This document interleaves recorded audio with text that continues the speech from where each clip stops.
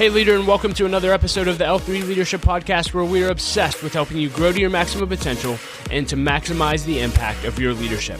My name is Doug Smith, and I am your host, and today's episode is brought to you by my friends at Baritone Advisors. We also recorded this episode live from the new Return.com studio. If you're new to the podcast, welcome. I'm so glad that you're here, and I hope that you'll enjoy our content and become a subscriber. Know that you can also watch all of our episodes over on our YouTube channel, so make sure you're subscribed there as well. And as always, if you've been listening to the podcast for a while and it's made an impact on your life, it would mean the world to me if you would leave us a rating and review on Apple Podcasts or Spotify or wherever you listen to podcasts through. That really does help us to grow our audience and reach more leaders, so thank you in advance for that. Well, leader, in this week's episode of the podcast, we're going to re-air our top listened to episode of 2023, which was my conversation with Jamie Winship, and this episode impacted so many people. I'm still getting texts and emails all the time saying, wow, that was so powerful. Thank you so much for sharing that. And so if you haven't listened to it, you are in for a treat. And even if you have, I encourage you to listen to it again because there's so much wisdom in this. If you're unfamiliar with Jamie, let me just tell you a little bit about him. Jamie has decades of experience bringing peaceful solutions to some of the world's highest conflict areas. Starting with a distinguished career in law enforcement, his unconventional efforts to bring about societal and racial reconciliation led him to Indonesia, Jordan, Iraq, Palestine, Israel, and back to the U.S. He has worked with leaders in a variety of sectors, from police departments to pro football teams to faith-based organizations. He's the author of Living Fearless, Exchanging the Lies of the World for the Liberating Truth of God. And in our conversation, you're going to hear Jamie share a wild story on how hearing from God helped him solve a crime, why living out our true identity enables us to live a fearless life, and so much more. And obviously, this was the top listened to episode of the year, and that's why I can tell you you're absolutely going to love this. And but before we get into that, just a few announcements. This episode of the L3 Leadership Podcast is sponsored by Baritone Advisors. The financial advisors at Baritone Advisors help educate and empower clients to make informed financial decisions. You can find out how Baritone Advisors can help you develop a customized financial plan for your financial future by visiting their website at baritoneadvisors.com. That's BERATUNG advisors.com. Securities and investment products and services offered through LPL Financial, member FINRA and SIPC. Baritone Advisors, LPL Financial, and L3 Leadership are separate entities. I also want to thank our sponsor, Henny Jewelers. They're a jeweler owned by my friend and mentor, John Henny. And my wife, Laura, and I got our engagement and wedding rings through Henny Jewelers and had an incredible experience.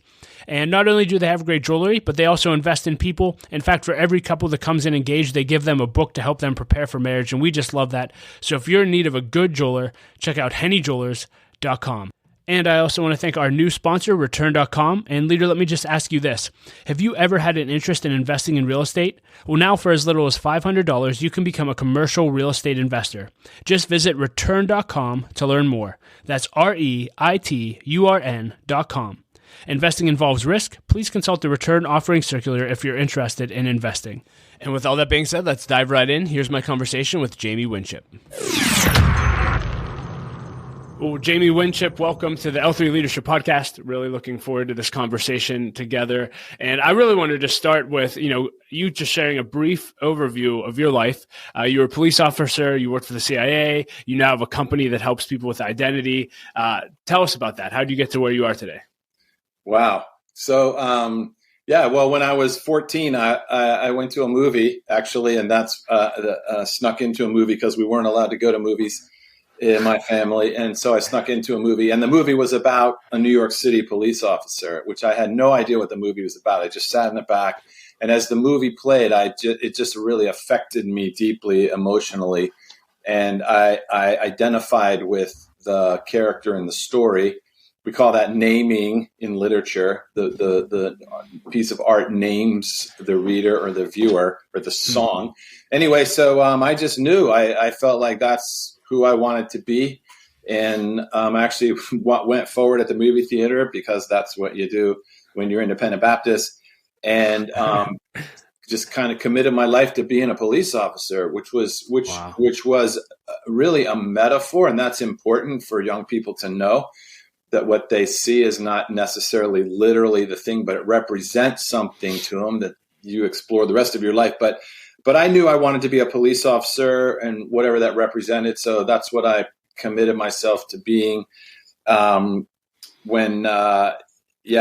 then so through high school into university, criminal justice, political science, graduated, met my wife, I actually qualified at the range my last day in the academy, jumped in a car, drove to Richmond, Virginia, and got married. And went away for 2 days, came back and started midnight shift. So from 8th grade to age 23, that had been my dream. So went on the midnight shift in 1983. Got into the police department. I loved it. I absolutely loved the job. And had a lot of questions as I was involved in it, like, could we do this better? And, so I started interacting with people and just issues with guys on my own squad and all of that.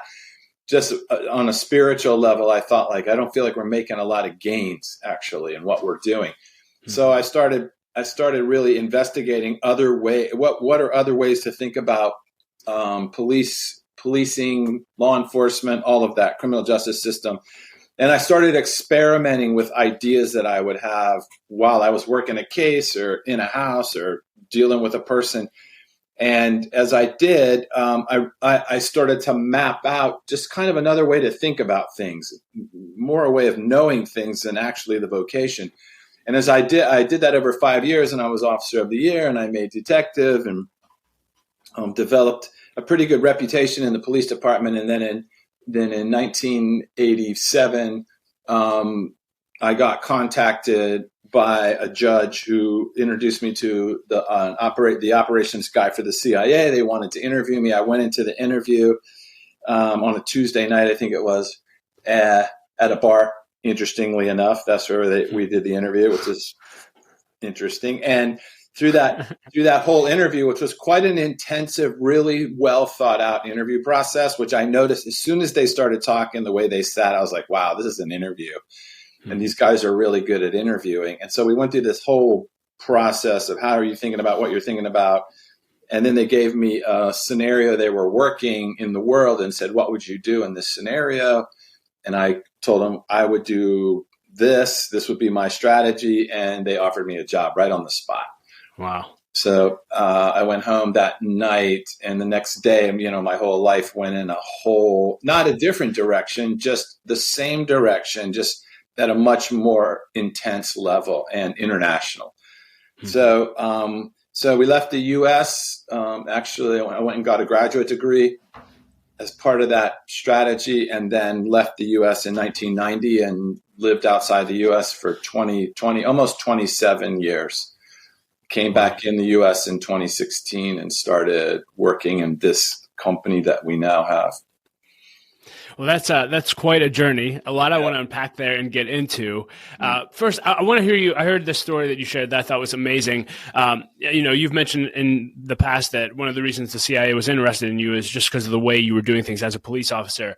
And I specifically heard a story about, I believe someone kidnapped a child, and you had to really, can you share that story? Because it blew me away. And that really kind of sounds like put you on everyone's map at that time. Yeah.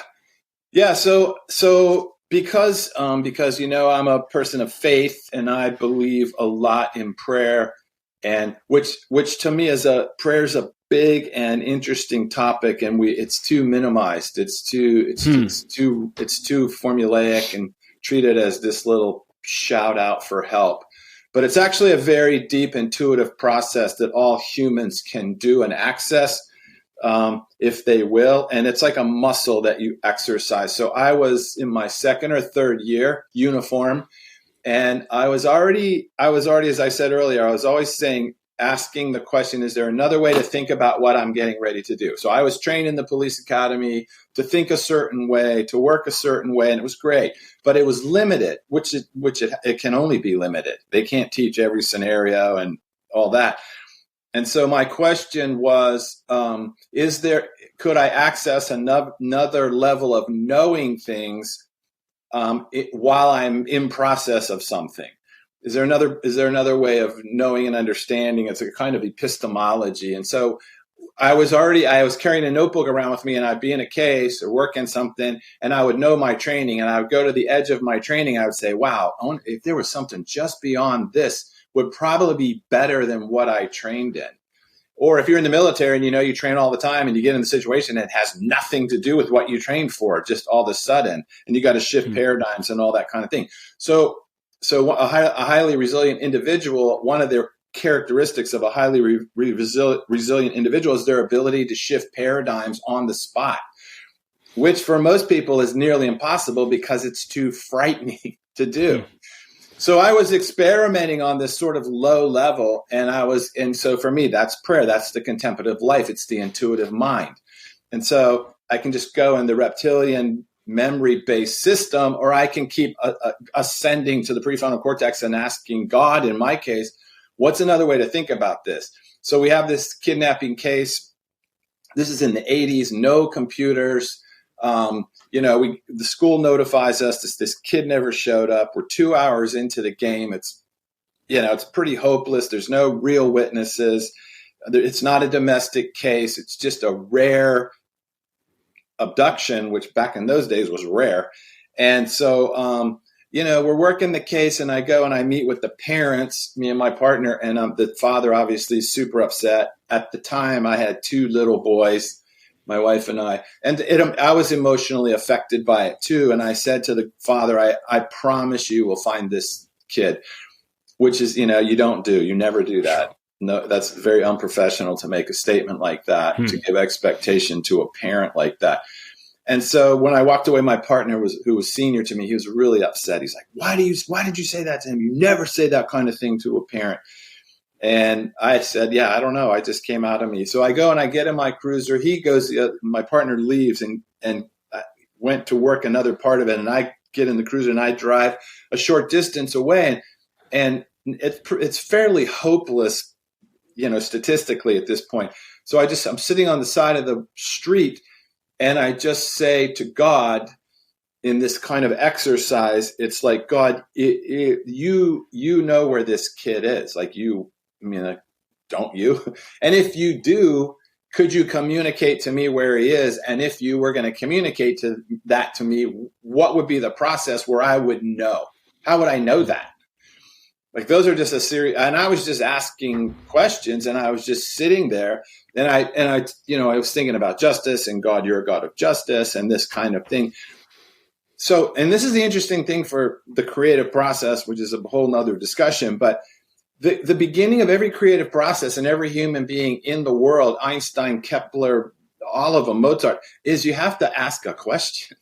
You go through life never asking a question, you never create or innovate. But then when you ask the question, you have to wait for an answer. Like you have to become super aware and search for the answer.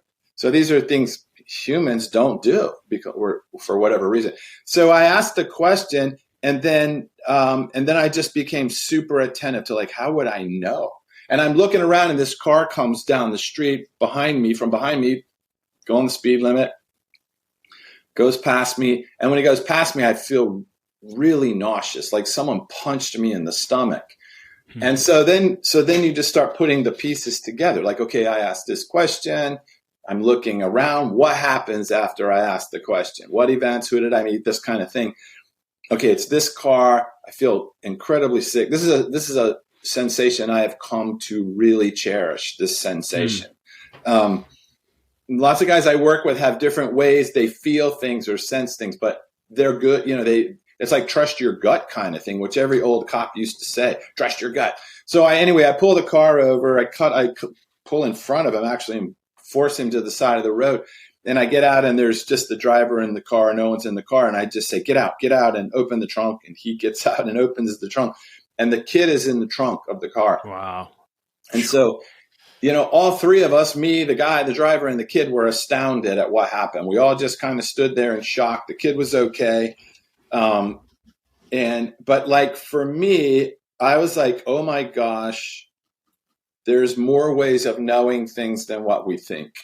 That was more the thought. This is not a guarantee. This is not like magic or a formula or all that, but it is God showing me there are ways of knowing things that you don't know, but you can know. They're knowable. And so, I called the detective.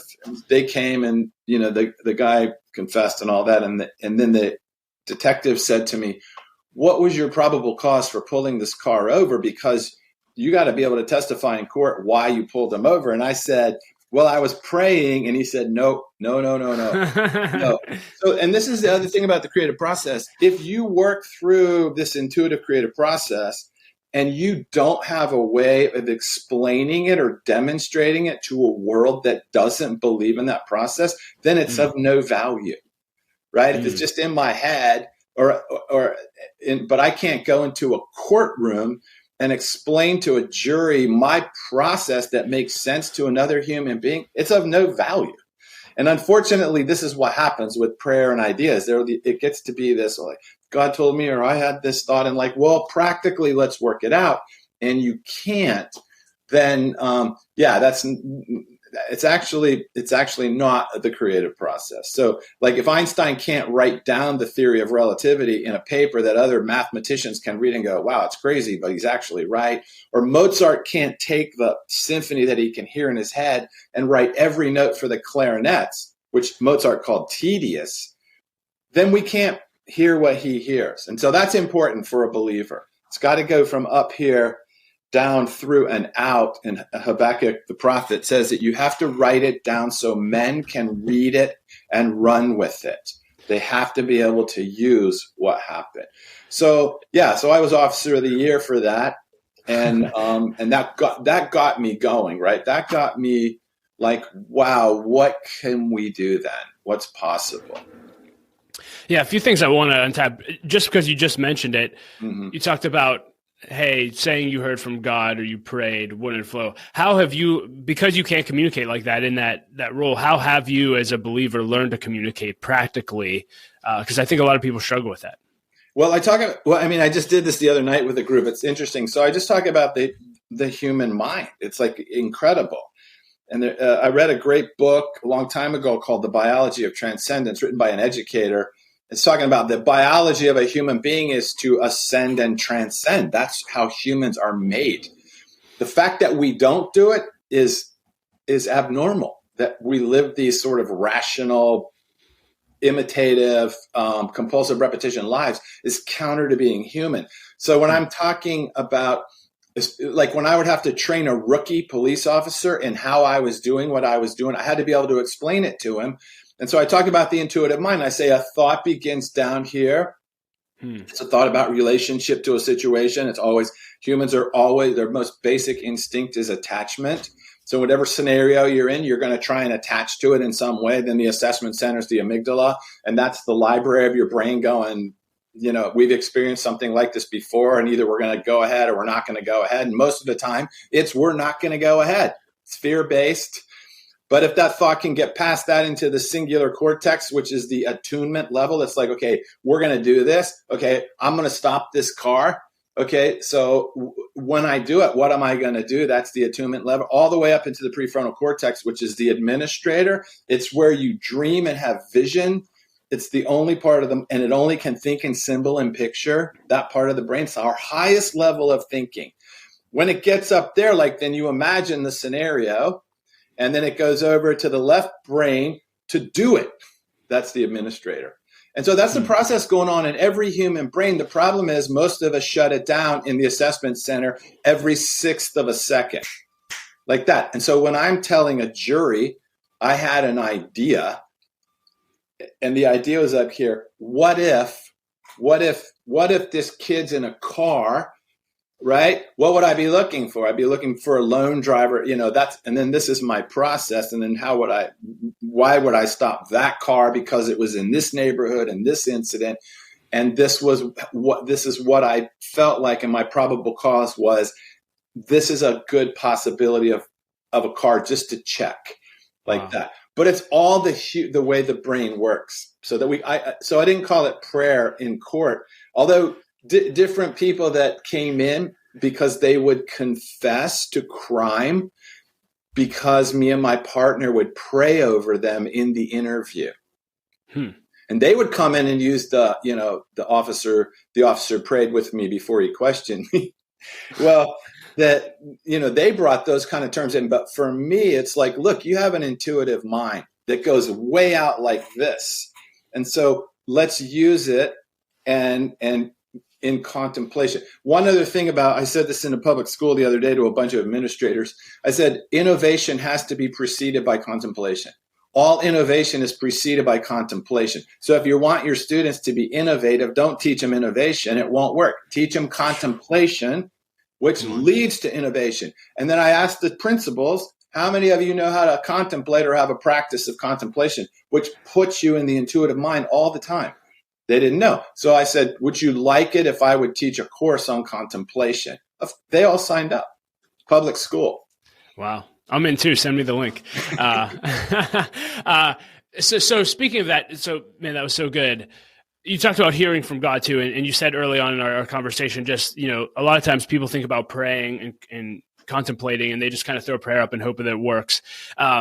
It's one thing to think through thoughts like, I have a lot of leaders ask me, because I'll say, like, I feel like God dealt with me on something. And they'll say, well, like, how do you actually know you heard from God? How do you know you just didn't eat pickles last night before, you went to bed, et cetera? Right. So, yeah, and that's a great question. And that's an important question, because then, in some spheres, the idea of hearing from God gets really abused. Right. It's just awful. And so, again, hearing from God. So there's two parts in hearing from God. Number one is to know your own identity. That's really critical, because how God is going to communicate. This is all scriptural. Like, you can just do case study starting with Adam and go all the way through the scriptures and watch this over and over again with human beings.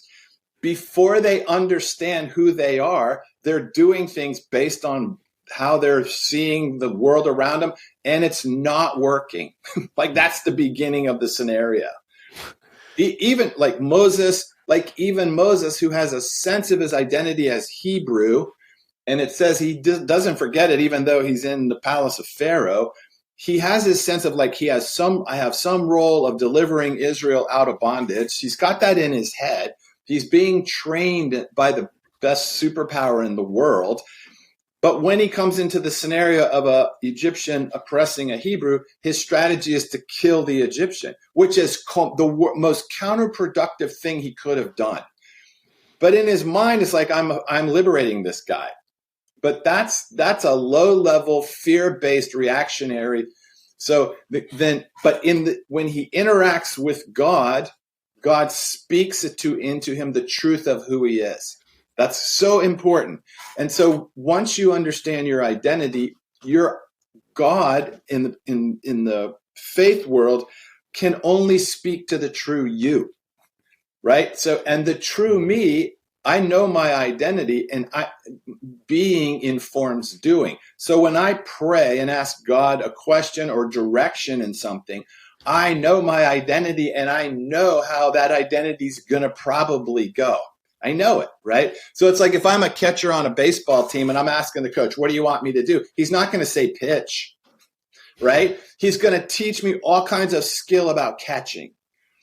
So when I ask God a question about what do you want me to know? What do you want me to do? I know the range of how he's going to speak to me. I know. So when Moses goes to the burning bush and he has that intuitive high level encounter with God in the symbol and the metaphor of the burning bush, basically God says to him, I didn't create you to be a shepherd. I'm not here to give you shepherding advice. I'm here to talk to the deliverer of nations. That's who I came to talk to. And everything I say to you will be related to that identity.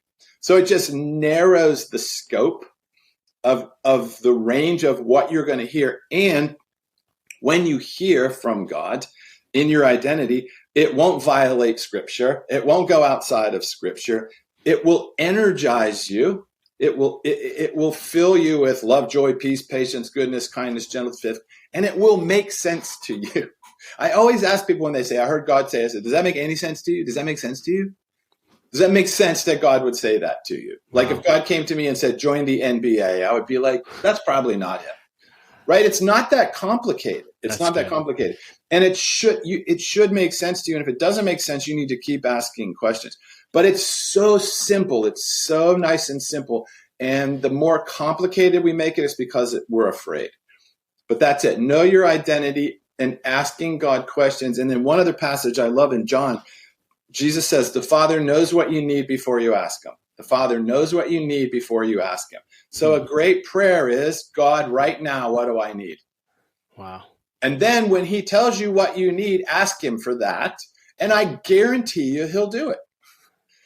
But we're just shotgunning stuff up there. And then we have ideas that come like, was that God? Was that not God? It's like you're out of line. Get in line with who you are. Understand that all doing is informed by being first. Get your identity square with God. Understand it. And then start asking questions from the truth of who you are.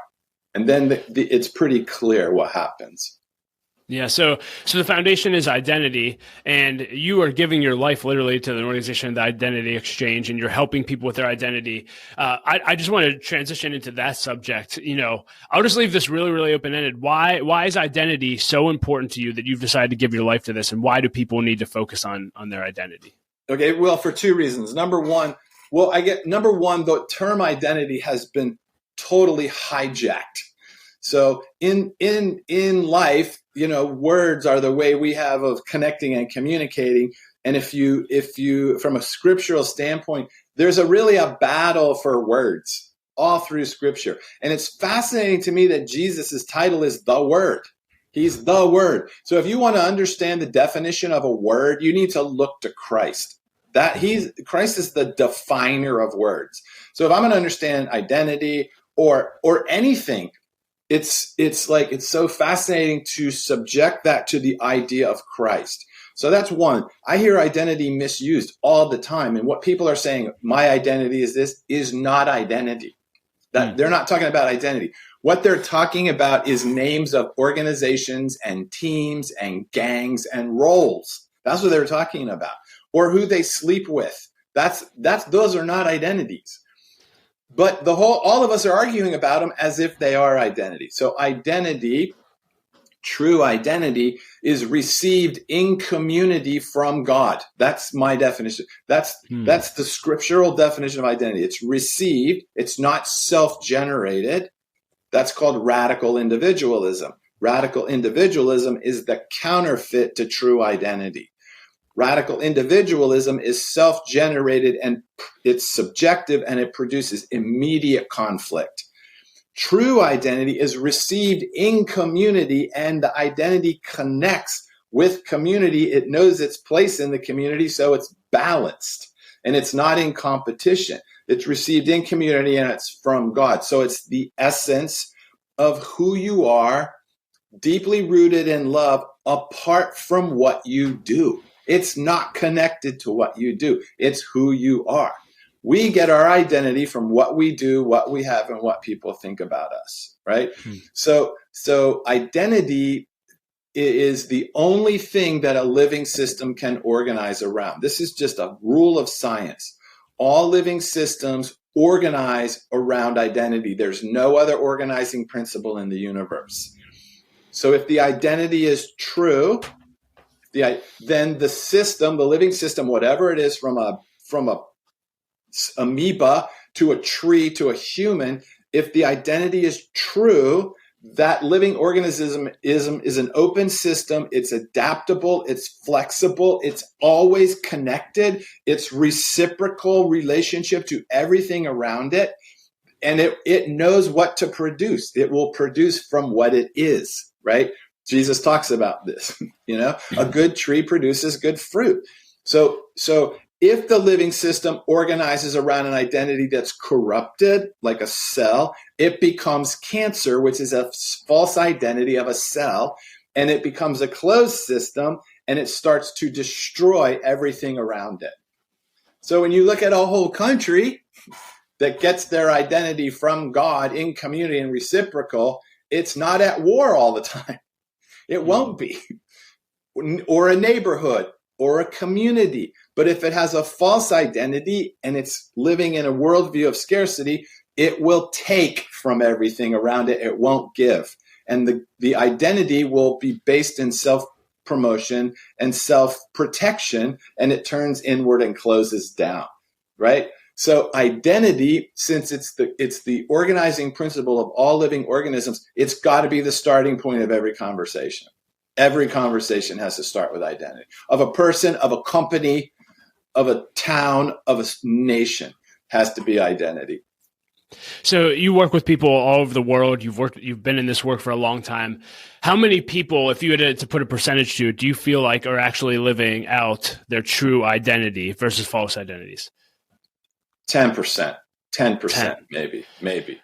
Just you can. The way you know is just by look at the level of conflict.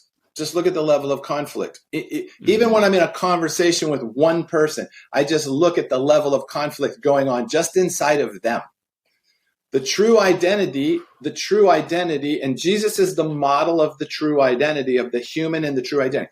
He never has internal conflict. There's no internal conflict. Wow. He's dealing with all kinds of external conflict, but he never experiences internal conflict. He's sad for things. Sad is a form of love. He longs for things. He laments for things, but he's not in an internal conflict. Jesus is never in a win-lose scenario. Never. We are, everything we do to us is a win-lose scenario. As soon as I think I'm in a win-lose scenario, I have to self-protect and self-promote, and I move into the false. So that 90% that are not living out their true identity, where did their identities come from? How is it shaped? Because I feel like so many, I mean, as you said, 90% of the people on the planet, and that's your estimation, struggle with identity. Why is that, and where did that come from? Okay, so I'm probably being generous by saying 90. It's probably more. But okay, so, and this is actually what my next book is about. So we worked on identity for many, many years, and we did it. We started it as a counterterrorism strategy. Like, can we do counterterrorism without use of force or coercion? Is there a way to walk a person out of a terrorist conflict mindset without shooting them or imprisoning them or bribing them, none of which works, none of which stops anything? And so we went after. It has to be their sense of identity. They're getting their sense of identity from what they do, what they have, and what people think about them. That's what they're doing. So if you ask a kid, okay, you're 12 and you're already part of the Bloods and the Crips. Why? Because they give me identity. That's why. They give me a sense of identity, belonging, safety, security. They give me a sense of value. Until they take it from you. But that's how they lure you into it. So we worked on identity. It worked really well. It was hard to figure out. It took us a lot of time. It was super costly for those of us that were experimenting in this. And it started to work really well. We started to see the results. But the longer we went, the more it was like, okay, that group understands their identity. They've moved out of violence. That's great. But they drift into another kind of conflict. It's interesting. So so you go back to God and you're like, what are we not thinking about? What are we not thinking about? So here's where we are, Lord. And this is the contemplative exercise. Here's where we are. Here's what we have done. What do we not know? What do you want us to know? And what do you want us to do? And the thing that really struck us was worldview. Okay, so worldview is not biblical. People say, I have a biblical worldview. That's not a worldview. That's your view of the Bible, and there's 100 views of the Bible. Worldview is the lens through which you see everything that you see. And you can't see the lens, so you don't know what it is. But it's a worldview, and how I look at the Bible is through my worldview. So we started really digging into worldview. Okay, what is worldview? How did the scriptures talk about worldview? How does anthropology talk about worldview? How does economics talk about worldview? Because if it's true, all of those are going to go together. And our conclusion was there's only ever been two worldviews. Ever in any, it doesn't matter in what civilization you're starting in, what religion, there's only two worldviews. I just did a thing on this at Harvard just to prove my point with the fellows program in the Kennedy School of Diplomacy. And I just said, I'm going to put this forward and you tell me where I'm wrong. There's only ever been two worldviews. So one worldview is the separation worldview, and the other worldview is the connection worldview. Those are the only two. If you come from Abrahamic faith, you'll see those two worldviews explained in Genesis 1 and 3, right? So, just briefly, so Moses is explaining Genesis to the Israelites. Like, this is what Christians forget. It's not the beginning of the Bible. It's Moses telling a people group whose whole identity is slave. That's their entire identity for 400 years. Slave. And listen, their identity comes from what they can produce. Their identity comes from what they have no identity apart from what the marketplace tells them is valuable. If you can produce bricks, then you have a kind of value. And when you can't produce bricks, you have no value. Our kids learn very early in life, your only value is what you can produce. That's your only value. And they start getting measured in production in kindergarten because they're in the separation worldview, because we hold to it all the time. And separation worldview believes, number one, in scarcity. Scarcity, 2 words, not enough. It's a worldview where there's not enough. There's not enough time. There's not enough money. There's not enough nice people. There's not enough Christians. There's not enough of my team. There's not enough jobs. There's not enough food. There's not enough of everything. So when we're working with people, the very first thing I get them to do is I want you to write down every time in the day, those 2 words, not enough, come through your brain. Wow. Because you're living in it and you totally agree with it. And you can't live in that world without ultimately thinking you're not enough. You can't. So if I'm not enough, what does that mean about what I got to do in life? I have to self-protect and self-promote. Why? Because there's not enough jobs and there's not enough opportunity and there's not enough money. So my whole life becomes the pursuit of my own good. So scarcity leads to a search for certainty, which leads to a search for perfection, which leads to self-interest. It can only lead to self-interest. The way we know in the U.S. that we're dying in scarcity is when you have a crisis come. The crisis comes, COVID comes, no one knows what it is. A culture that's healthy, that understands identity, when they hit a crisis, they band together. They go, we don't know what this is. Let's figure it out together. Let's protect each other. We need all the identities together.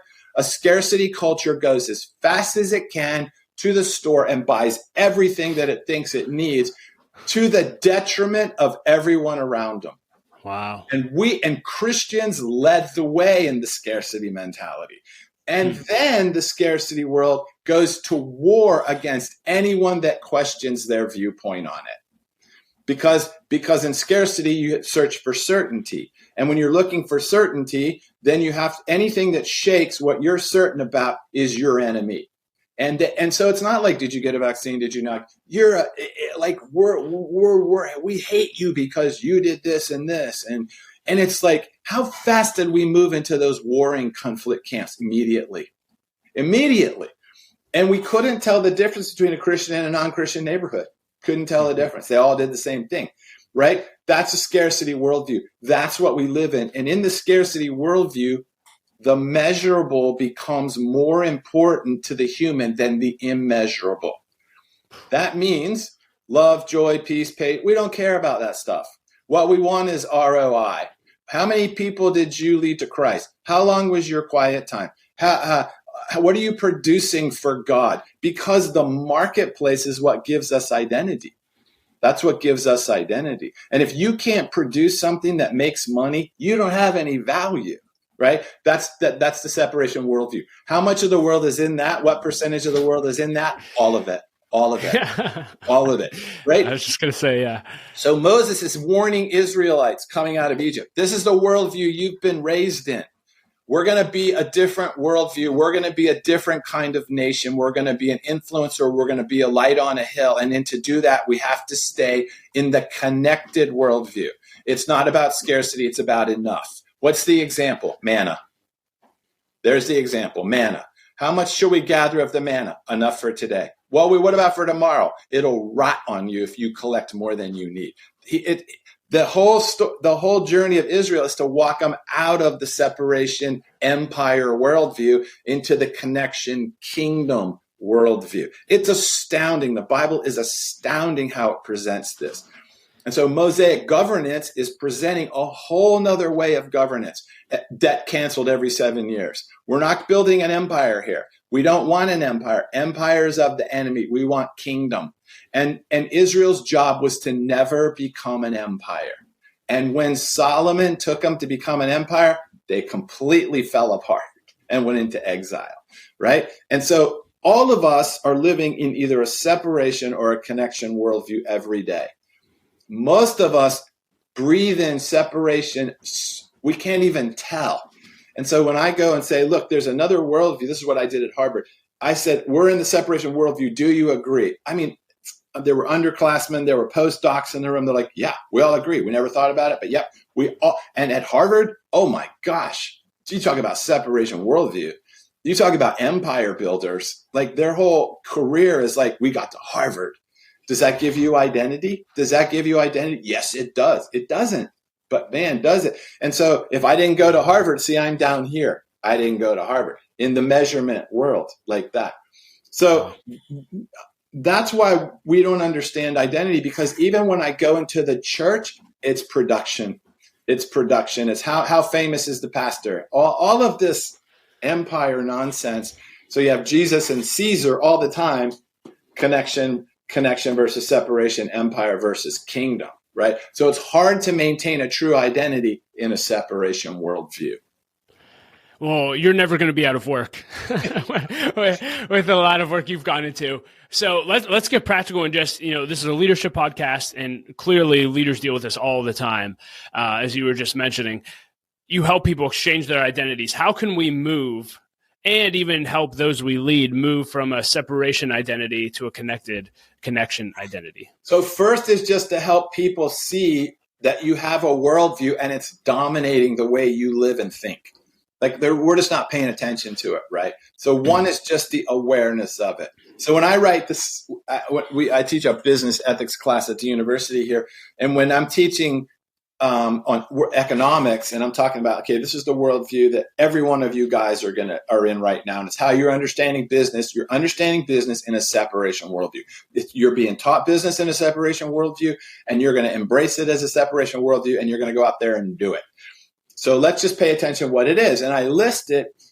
It's shocking to them. It's shocking to them. Like, yeah, that is exactly what I think. Why do I think that? So one is just making them aware of it. The second thing, and this is what the question I asked at Harvard is, okay, we agree that the separation worldview is not good. It's not healthy. The connection worldview is a better option. Will you move from separation to connection? And they all said no. Really? Yeah. Do you know why? Wow. Do you know why not? Why they won't? They don't want to let go. Right. They're afraid. Yeah. What are they afraid of? That the scarcity worldview will kill us. So then they asked me, and this is what's hard for the marketplace, because business leaders, some business leaders, we want to live and lead like Jesus. I'm like, really? Is that really what you want?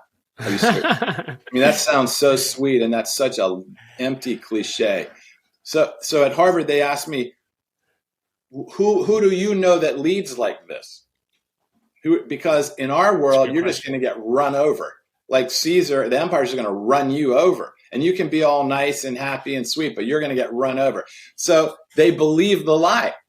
This is Pilate looking at Jesus saying, don't you know I have the power of life or death over you? That's the empire says that to people every day. Don't you know we control your future? If we control your money, we control your future. And we say, yep, that's right, you do. Money does control my future. So what you have to do, when the Harvard guy said, what's a model of this? I said, well, Martin Luther King Jr. was a model. Gandhi was a model. Nelson Mandela was a model. Their model was Jesus. And the first thing they all said was, yeah, but they all died.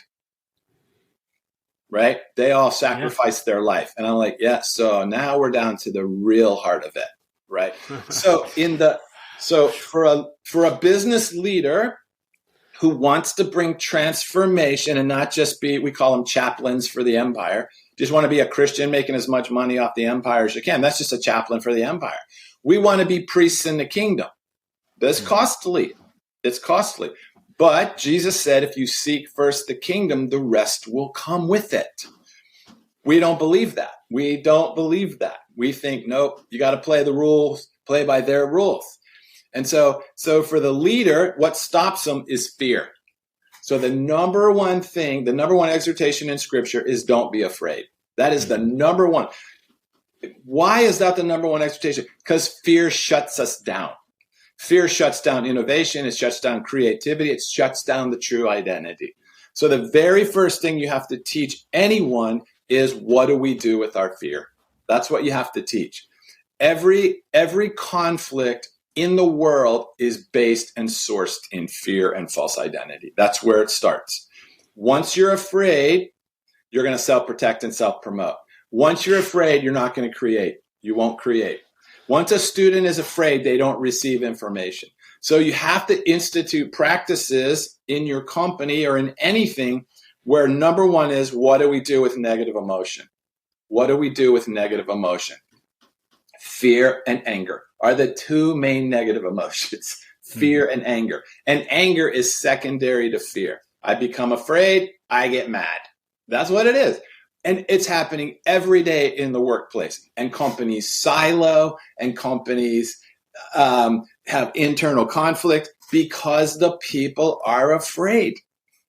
We're afraid of all kinds of stuff. And nowhere do we deal with the fear.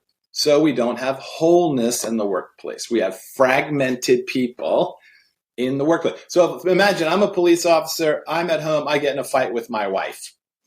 Then I go to work. I put on a gun. I put on a badge and go out, and I'm supposed to settle fights between people. But I just came from a fight that I don't know how to resolve. So I'm broken here. I'm conflicted here. And you're going to give me a gun and a badge and go solve their problems out there? What are you going to do? Like, it's the most ridiculous idea possible. Now, if you sent a whole person into those broken places, that's a whole different story. But we're sending fragmented people to help fragmented people in a fragmented system. So the key is wholeness. The way to wholeness is take away fear. Take away fear, guilt, and shame. And now you're back at what Jesus came in the world to do. He came in the world to destroy the work of the enemy and make us well. That's what he came to do. And we're not well. We're trying to act well, but we're not well. So what we do in our staff meetings, I've been working in this group here for 2 years now. Every Tuesday, full staff meeting with our 16 leaders. Every Tuesday we start with, what are you afraid of? Wow. It's called confession. What are you afraid of? No, that's what confession is. It's truth. Yeah, so good. And confession, if you don't start with truth telling, the whole rest of the thing's just going to be the same old thing. I mean, you might get rich in it, but nothing's getting better. Nothing's getting better. And I don't care in the separation worldview. As long as I'm getting better, I don't care about the rest because I'm not really connected to any of them. Right? I can just go live in my neighborhood and I don't have to worry about those bad people downtown because I'm separate from them. And that's the goal, is to get into my own little neighborhood with my own little team. And the false belief that if those guys all perish, it's not going to affect me, which is the biggest lie. Right? Mm-hmm. Because in the universe that we're in, everything's connected, whether we like it or not. Right? I like that thing where they said the wolves in Yellowstone are a nuisance, so they took them out. And when they took them out, the fish in the streams died because everything is connected. Wow. All things are held together. All things are connected. And they had to put the wolves back because it threw the whole system out of whack. Well, if you have a population in your city that you don't care about and you're like, just get rid of them, they're a nuisance, the whole system is going to die. This is what the Bible keeps trying to teach us, and we don't believe it. There's so much to unpack. I guess I'm curious. So when it comes, you went back to just your basic definition of identity. I think you said it's an identity received in community by God. And so I guess if I had to summarize the way I'm thinking, it's like, okay, one, you have to follow God. And if you follow God, he'll reveal to you who you really are. And then that gets worked. Yes, ask him. And then that gets affirmed and worked out in community, hopefully of other people who are following God. Community is one of our core values at L3, and we always tell people we want you to have a group in which you're fully known, fully loved, and fully challenged. Yeah. Is that if people have those two things, if they're following God and they have a group where those three things are present, will they start operating in the world of connectedness? And at that point, I guess I would just be curious your input on, what does production look like in a connected world? Because is it no longer important? Hey, I don't have to produce. I don't have to prove anything. Or I just want to hear you talk about that. Yeah. So in a community, on a good team, on a really good team. So we brought a team together to work on the concept of human trafficking. So our question to God was, can we stop human trafficking? Our strategy in human trafficking is to clean up the mess that traffickers leave behind. That's our strategy. It's never going to end. It's never going to stop it. Can you stop it? That was our question to God. I don't know why we're not asking these kinds of questions. Not how do we cope with it? How do we stop it? Humans can do anything. It's unbelievable what we're co-creators with God at our highest level. That's what we are. So anyway, you have a community come together. Okay. It's what's absolutely critical in the community is that each one in the community knows who they are, right? Okay. And so you have to go into this process. Watch, Jesus does this with everyone he talks to. It's confession, repentance, transformation. This is the circle that we have to live in. So in a community that's not necessarily Christian or based in the Bible, confession means truth tell, right? I talk about this in the book. Confession doesn't mean you're saying you're sorry for stuff. Jesus never asked anyone to apologize to him. Not one time does he ever ask anyone to say they're sorry. Never. That's our thing. What he does demand is that they tell the truth. Confess means to tell the truth. Your community has to be committed to truth telling about this. Right? Truth telling leads to repentance. Truth telling leads to mind change, which is repentance. If you don't tell the truth, no one's mind's ever going to change. You can meet in a group, you can pray in a group, you can do Bible study in the group, nothing changes. I go into these groups like, we've been meeting together for 25 years, and I'm like, why are you still here then? If you've been in community this long, nothing has changed. Wow. Like if you've been being transformed for 25 years and you're still here, like, I don't know, that sounds maybe, but tell me, like, what's the transformation? Is your neighborhood dramatically transformed then? Because if you've been here that long, like, truth tell leads to mind change, repentance, and mind change leads to form change, transformation. Truth tell, mind change, form change, confession, repentance, transformation. This is the message of the kingdom. So when your group gets together, you want to focus on truth telling. So in our neighborhood, we started a group of people. I don't know them. We've been meeting for 2 years now. We invited them over for dinner, brought them together. They didn't really know each other. And what we practiced was truth telling. That's all we practiced. I didn't do a Bible study with them. I said, let's practice telling the truth together. And that made them nervous. Like, oh, about what? And I said, just like, what are you afraid of? And I started. I'm afraid, I'm insecure about the, and then we just, and then that's how we talked about. That's what we talked about. And the next week, they couldn't wait to come get back into that because no one addresses this, right? So they started telling the truth. And then the more they would tell, then they would start to change their thinking about it. And then the more we would say, well, where does that fear really come from? What are you really afraid of? And eventually we got to, as a group, we don't believe that God is for us. That's wow. So if God's not for you, then it's all on you in life, right? Yep. And then you got to self-protect and self-promote, right? And then and then how does that make you feel? Anxious as all get out. And I said, okay, so let's figure out if God's for us or not. And that's how they started to become mind change. And then they started saying, you know what we should do? We should go down over here in our neighborhood and do this. Wow. That process. So I've been in groups, I've been in them, I've led them, where I feel like, almost like the enemy is leading the group. Because the group, some accountability groups just become accusation groups. So like, for example, if I say in my group, my name's Jamie, and I was addicted to porn for 25 years. I'm like, Jesus would never introduce you that way. He would never say that about you because that's the false you. He would never bring that up. He would say, I'd like you to meet my friend. She's a single mom. Well, he would never say that because single mom is accusing her of something, right? So I always ask people, how would Jesus introduce you? How would if he brought you up here, he would say, hey, you know who this is? You know who I knit together in their mother's womb when I made this person? And he says who we are. You would be embarrassed at the level of how he talked about you. Wow. You see what I mean? But see, we're leading groups that focus on what the enemy says about us and not about what God says about us because we don't know what God says about us. We never asked him. That's so good. Do you see? And so when people come into that group, it like does something to their spirit. So when I'm meeting with employees and I say, tell me what are you most anxious about in your life? Because when you're coming to work, you're distracted.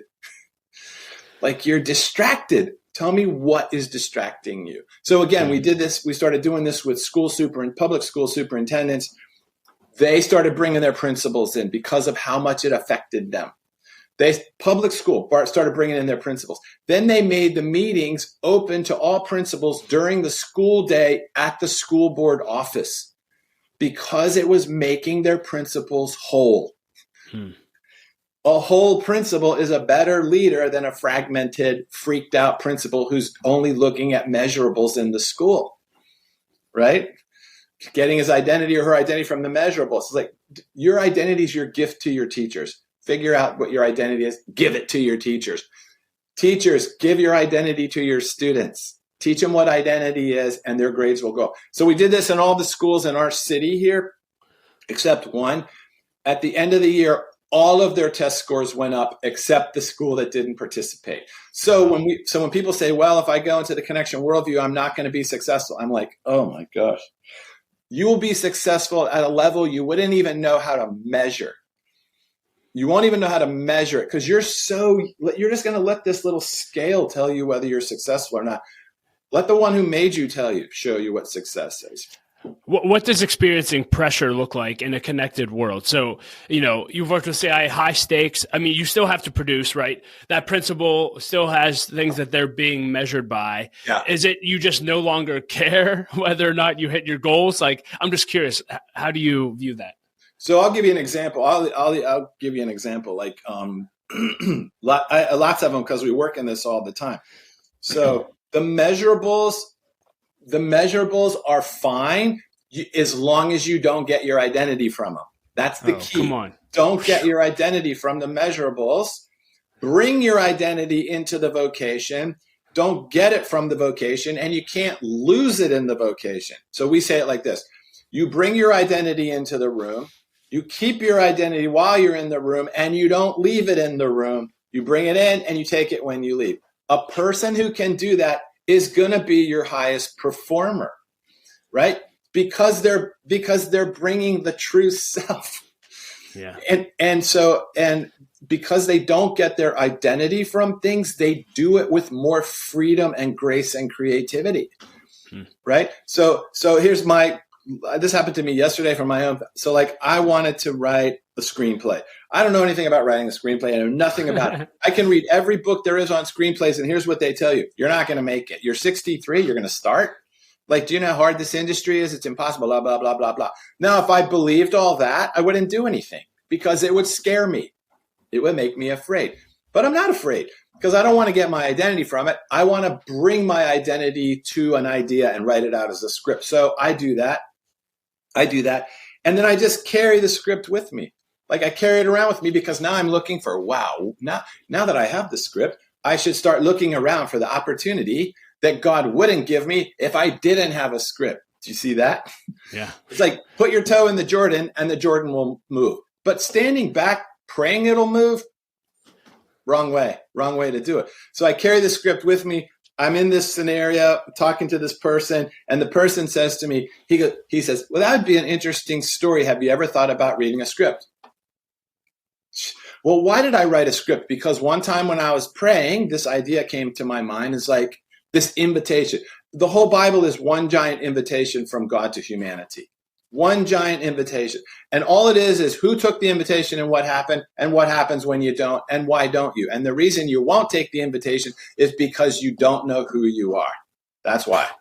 So Israel goes all the way to the promised land. They go all the way there, ready to go in, and they're like, we can't go in. Why? Because we're grasshoppers in our own eyes. And they won't go. The Lord's like, let me know what day you want to go in. Let me know what day. 1 year, 10 years, 20 years. Any day you say we want to go, we'll go. But if you're just going to do this, you're going to work that factory job for 100 years because it's safe and secure. You're going to die there. But you could go over here. You could do this. So I show the script to this guy. These things work out. I get out of these bizarre circumstances. my main goal is to bless the person I'm talking to. I don't care about presenting the script. So this person says, I want you to meet this person. I go to this person. I start talking to this person. I said, tell me how you deal with fear in your life. I'm asking this person. And the person gets emotional. I'm under so much pressure. I don't know. And I walk him through this process. It turns out he's a major producer. I don't know who he is. You never know who people are. It doesn't matter who they are. Would I be different with him if I knew he was a major producer? He knew I didn't know that, and I spent 3 days with him, walking him through his own personal woundedness. And then he says to me, you're a good storyteller. Have you ever written a script? Yeah. He goes, I want to see it. I said, I don't want to show it to you. I don't want to show it to you because I don't want that to be our relationship. And he goes, do you know who I am? And I said, I do now, but it doesn't make any difference because that's not your identity. That's your vocation. He would walk me around the studio going, this is my new friend, Jamie. He's the first person that refuses to let me see a script. So finally I let him read it. And yesterday was the first time I sat with him and he just went through it line by line. And he said, get rid of this. Why would I not do any of that? Fear. Fear of what? I'm not good enough. I'm not enough. I've never written a script before. They're going to think it's stupid. Not enough, not enough, not enough, not enough. So God can't invite not enough into anything. So it comes back to identity and hearing God, right? And then production goes up. And Jesus says, he who abides in me will bear fruit, and it will be fruit that remains. But it's fruit you'll never predict. You'll never predict. So production is the result. It's not the goal. Well, unfortunately, Jamie, we're out of time. I wish we can go on. I could go on for like another 5 hours. Hopefully we can do this again sometime. But if you're listening to this and want to connect with Jamie, we'll include links to all the ways that you connect with him. He has a book and multiple ways that you can connect, but I can't encourage you enough to dive in. Just anything else you want to leave leaders with today, Jamie? Hearing God and knowing who he made you to be. That's it. That's the secret. Well, thank you so much for investing in me and everyone who will listen to this. You add massive value to the world. Thank you. Thank you. Well, hey, leader, thank you so much for listening to my conversation with Jamie. I hope that you enjoyed it as much as I did. You can find ways to connect with him and links to everything that we discussed in the show notes at l3leadership.org/402. And as always, I like to end every episode with a quote, and this is the last episode of 2023. And so if you're listening to this, you're likely getting ready for the new year. And one of my favorite New Year quotes that I share every year is by John Maxwell, and he said this. He said, although you cannot go back and have a brand new start, my friend, anyone can start now and have a brand new end. And I hope you and your family have a wonderful New Year's. I hope you have an awesome start to 2024. Let's go get it next year. And as always, know that my wife and I love you. We believe in you. And I say it every episode, but don't quit. Keep leading. The world desperately needs your leadership. We'll talk to you in 2024.